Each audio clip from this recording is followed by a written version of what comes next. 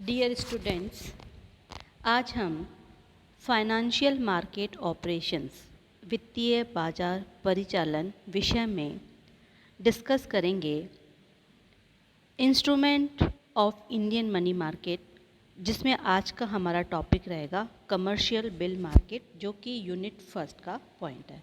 इसके पहले वाले लेक्चर में हमने ट्रेजरी बिल मार्केट को डिस्कस किया था, वो भी इंडियन मनी मार्केट का एक इंस्ट्रूमेंट है। और आज हम एक नए इंस्ट्रूमेंट को डिस्कस करेंगे, वो है कमर्शियल बिल मार्केट। हमें पता है कि जो मुद्रा बाजार है उसमें अल्पकालीन वित्त की पूर्ति होती है, ठीक है।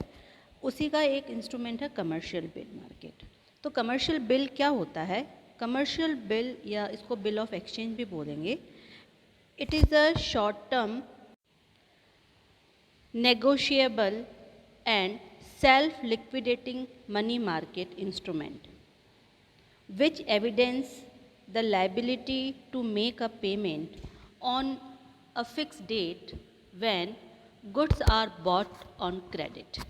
सबसे पहले बात, जो कमर्शियल बिल मार्केट है, व्यापारिक बिल है, ये अल्पकालीन नेगोशिएबल का मतलब ऐसा विनिमय पत्र जिसके साथ में कोई वाणिज्यिक दस्तावेज ना लगा हो।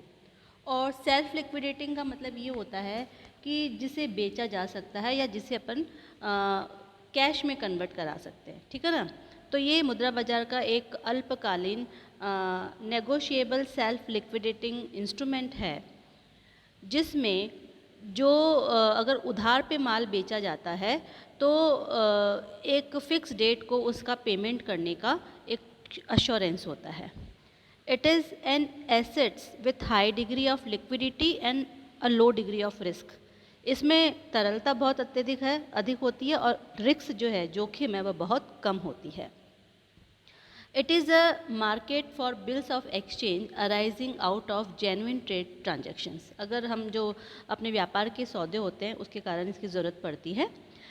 In the case of credit sale, जब उधार बिक्री हो उस कंडीशन में हमें बिल ऑफ एक्सचेंज की ज़रूरत पड़ेगी। बहुत ही साधारण सी बात है, अगर कैश सेल हो रही है तो आदान प्रदान सौदे का उसी समय हो जाएगा, सौदा वहीं ख़त्म हो जाता है, ठीक है ना। एक ने बेचा, दूसरे ने खरीदा, भुगतान हो गया, बात ख़त्म। लेकिन जब उधार बिक्री होती है तो जो बेचने वाला है उसको ये रिस्क रहती है कि भाई मुझे अपना पैसा टाइम पे मिल जाए खरीदार से। तो उस कंडीशन में जो कमर्शियल बिल है, विनिमय विपत्र है या वाणिज्यिक पत्र है, इसकी ज़रूरत हमें पड़ती है। तो इसमें कैसे काम होगा? The seller may draw a bill of exchange on the buyer. अब इसमें ड्रॉ कौन होता है? जो लेखक कौन होगा? सेलर, जो माल को बेचने वाला है। किसको लिखिएगा? बायर, जो खरीदने वाला, जिसको पैसा देना है। तो लेखक तो हो गया जिसको पैसा लेना है, और उसको स्वीकार कौन करेगा? खरीदने वाला, जिसको कि पैसा देना है। The buyer accept such a bill promising to pay at a later date specified in the bill. तो इसमें क्या होता है, जैसे कि मान लो जो सेलर है उसने बिल ऑफ एक्सचेंज लिखा, उधार बिक्री हुई, तो किसके नाम लिखा? बायर के नाम लिखा कि भाई आप अमुक अमुक तारीख को मुझे इतना पेमेंट करेंगे। और इस बात को कौन स्वीकार करेगा? बायर स्वीकार करेगा कि भाई मैं इस डेट को इतना इतना अमाउंट पे करूँगा। ये साइन करके एक्सेप्टेंस होता है, तब जाके ये पूरा बिल ऑफ एक्सचेंज काम में करेगा।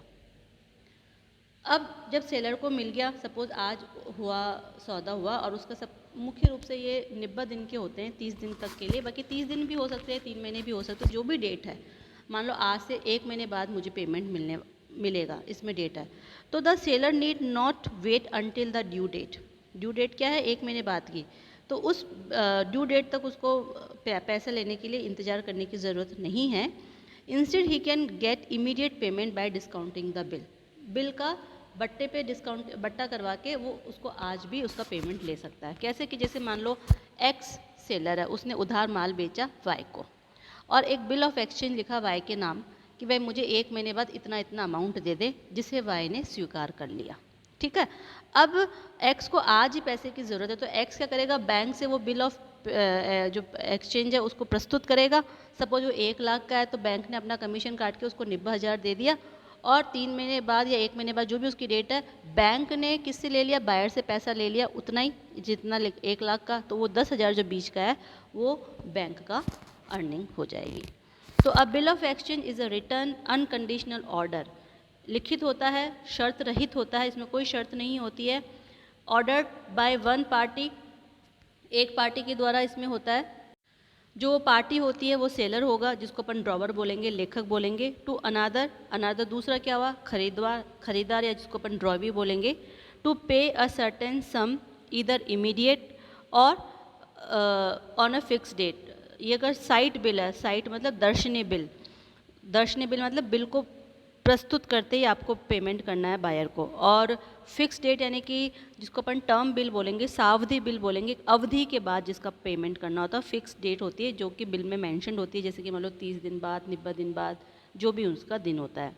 For payment of goods and services received, तो जो खरीदार और जो सौदा होता है वस्तुओं सेवाओं को खरीदने बेचने का, उसका एक लिखित शर्त रहित डॉक्यूमेंट होता है जिसमें लेखक दूसरे व्यक्ति को दूसरे व्यक्ति उसको एक सम अश्योर्ड अमाउंट पे करने का आश्वासन देता है। लिखित में होता है, साइंड होता है सब कुछ। तो these bill are called trade bill, क्योंकि इनको अपन व्यापारिक बिल बोलते हैं, क्योंकि व्यापार उधार लेन देन के लिए व्यापार में काम आता है। And these trade bills are called commercial bill when they are accepted by the commercial bank. और जब इन बिलों को व्यापारिक बैंकों के द्वारा स्वीकार कर लिया जाता है तो इन बिलों को हम कमर्शियल बिल या व्यापारिक बिल बोलते हैं। अब इसके टाइप्स हैं। There are two main types of bill, that is demand bill and usance bill. Demand bill क्या होते हैं? डिमांड बिल तो है मांग बिल, यानी कि जिसको मांग पर देय होते हैं। मांग पर देय का मतलब क्या हुआ, जैसे ही अपन ने बिल को डिमांड बिल को अपन साइट बिल भी बोलते हैं, यानी कि जैसे इस बिल को देखा, आपने डिमांड करी और उस सामने वाले को उसका पेमेंट करना है। उसेन बिल को अपन टाइम बिल भी बोलते हैं। टाइम बिल मतलब सावधि या मुद्दती बिल, जो एक निश्चित अवधि के बाद जिसका पेमेंट होता है। अब वो निश्चित अवधि क्या होगी वो उस बिल में मेंशन होती है।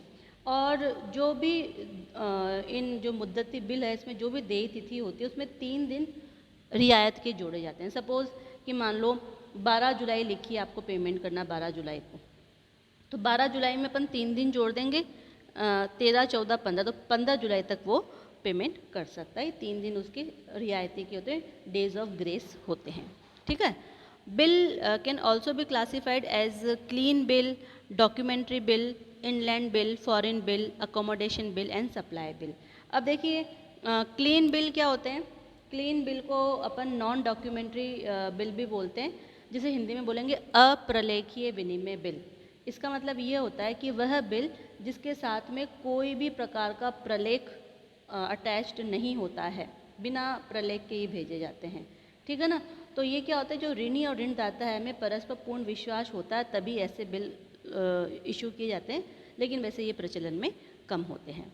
दूसरा डॉक्यूमेंट्री बिल, प्रलेखीय बिल, यानी कि ऐसे बिल जिनके साथ में जो सौदा होता है या माल संबंधी जो प्रलेख होते हैं, चाहे वो बिल्टी है या जो भी चीज़ है, वो उसके साथ में अटैच्ड होते हैं, तो इन्हें अपन प्रलेखीय बिल बोलेंगे।